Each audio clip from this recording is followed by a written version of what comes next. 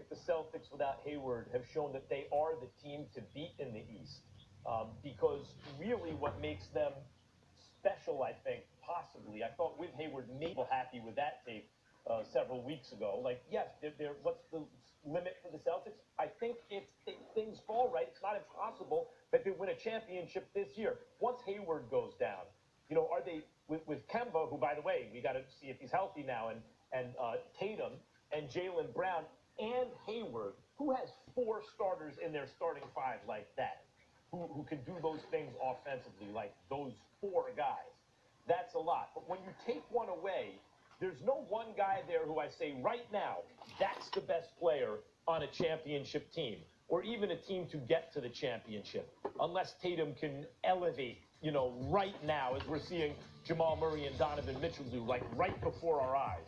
Otherwise, I think because of the depth of Toronto, never mind whoever wins Bucks and Heat, that the Celtics I wouldn't rank as the #1 team in the East.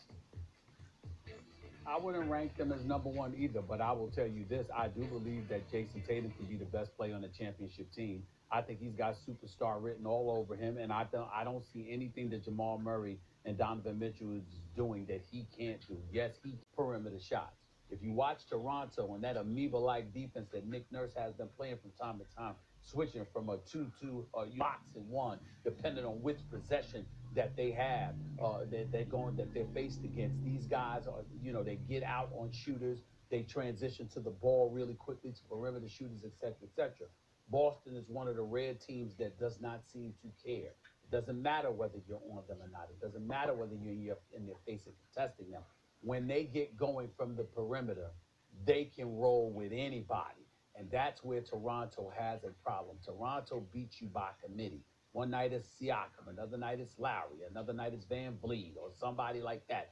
And their collection of defense with Ibaka and Gasol on the interior, and the way Kyle Lowry draws offensive fouls, and what's his name, Van Vliet, deflects passes. Well, think about this. If you're knocking them down from the perimeter, what offensive fouls are there for Kyle Lowry to draw? Okay, what defense is there that matters in the interior with Ibaka and Gasol? How does that affect you pulling up from 3 or even from 17 feet away from the basket? I understand that now, certainly after game one. The bottom line is you're right about the Celtics defense. It was dominant. And then, on the other end of the floor, Toronto's got to do something about not leaving shooters open in the corner. I mean, they're getting killed there. So those are major adjustments Toronto has to make. But as you mentioned, they're coached by a guy who has made major adjustments in the past, on the way to a title as recently as, last year. Now, they don't have Kawhi anymore, and that makes a big difference because Siakam as a Robin was totally excellent last year. As Batman, not as much. But I do think, Stephen A., you just mentioned when you were going over Toronto's roster and saying it's not one or two guys. You're right. They're very deep and generally well coached, even if, as it turns out, Boston, it presents a difficult matchup for them styles-wise. But they're deep, they're well coached, and they have enough guys where in any given game, that can be the guy that kills you, that I still like the Raptors. But I have to admit, if the Raptors are going to do it, it doesn't look like they're going to do it in under 7. It looks like they really have their work cut out for them. Wow, it's hard to say because he's just he's been a scoring machine. Shoot 58% from the field, 57% from 3-point range. I don't even have words. I've thought about cats like Dwayne Wade. I've thought a little bit like Kobe based on how he's looked the last 3 games. I've gone back to the watching him stroke shooting, hitting 9 of 3, 12 threes last night. I've thought about Ray Allen. I've thought about Allen Houston. I really don't know the answer to that question, believe it or not, but because there's so many people to pick up. It depends on what game he brings. Some nights he's relatively passive during the regular season. Didn't have a 40-point game this regular season. Last 3 games he scores 50, 42, and then drops another 50 last night. He's been absolutely sensational.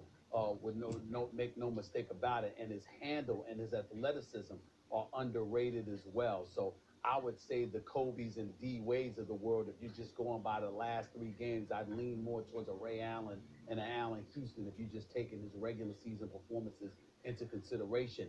But considering what he's doing in the postseason, superstar written all over him, I'm kind of wondering when the hell Utah is going to start doubling and getting the damn ball out of his hands, because I completely agree with Charles Barkley and Shaquille O'Neal and what they were highlighting last night. Get the damn ball out of his hands, for crying out loud. He's shooting 57% from three, 58% from 3-point from the field, rather.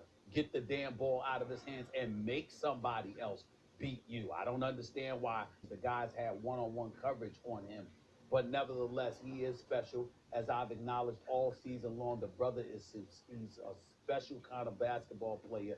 He can shoot the rock, he can handle, he's got athleticism and what have you. And I think that Denver's going to find a way to win this series. I predicted they would win this series to begin with. But Utah obviously is really, really tough. And Donovan Mitchell is an absolute stud, averaging 38 himself. This brother is something special. But Jamal Murray is as well. That's all I can tell you. Because Jokic is a bad dude. And Jamal Murray is playing like the best player on a championship team right now, and he has another near MVP with him. That makes me think about that entire team differently. Murray has been, and what he and Donovan Mitchell have been doing, guys. Remember I said it's the only real rivalry? I mean, is that hyperbolic? I guess, but like, let's see Kawhi and LeBron actually link up when they're both the alphas of the team, like when Kawhi has all this responsibility now, not back in the day when he was a piece of the Spurs, when he's the main guy. Let's see him and LeBron link up. LeBron and Kobe never linked up in the playoffs. Like, we wanted to see that, but by the time, these dudes are linking up in the first round right now. Oh my God. And they're putting on a performance, guys. I can't remember a game 7 of a first round series I looked more forward to than this, where there's been performances by two guys that basically do the same thing for their teams, who are going back and forth and elevating each other's games like this. Every time one guy goes to a level, you go, well, you can't be better than that. The other guy answers and raises it, and then the other guy answers and raises it. It is remarkable. Jamal Murray's remarkable. I knew he was already good. I thought he'd be excellent because he's still very young. I think just turned 22. I thought he was going to maybe be a great player one day. Right now, you can't play better than this dude is playing. It's insane how well Jamal Murray is playing. So I get the Dwayne Wade comparison. Maybe I go with Kyrie or... He's a bigger guard. I watched him. He's not afraid to go down in the post. He got the ball on the screen with great handles. So when I'm looking at Jamal Murray and his offensive package, it reminds me a lot of Gilbert Arenas, and my guy was spot on with this. And I'm with you, Stephen A. At what point are they going to trap this brother? He's single-handedly beating them right now. And in the playoffs, Quinn Snyder, listen, brother, you have to do better. You have to make someone else beat you.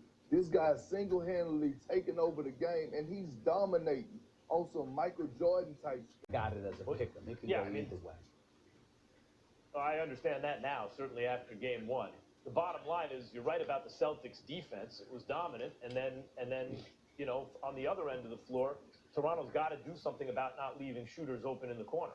I mean, they're getting killed there. So those are major adjustments Toronto has to make. But as you mentioned, they're coached by a guy who has made major adjustments in the past, on the way to a title as recently as, last year. Now, they don't have Kawhi anymore, and that makes a big difference because Siakam as a Robin was totally excellent last year. As Batman, not as much. But I do think, Stephen A., you just mentioned when you were going over Toronto's roster and saying it's not one or two guys. You're right. They're very deep and generally well coached, even if, as it turns out, Boston, it presents a difficult matchup for them styles-wise. But they're deep, they're well coached, and they have enough guys where in any given game, that can be the guy that kills you, that I still like the Raptors. But I have to admit, if the Raptors are going to do it, it doesn't look like they're going to do it in under 7s. It looks like they really have their work cut out for them. Yeah.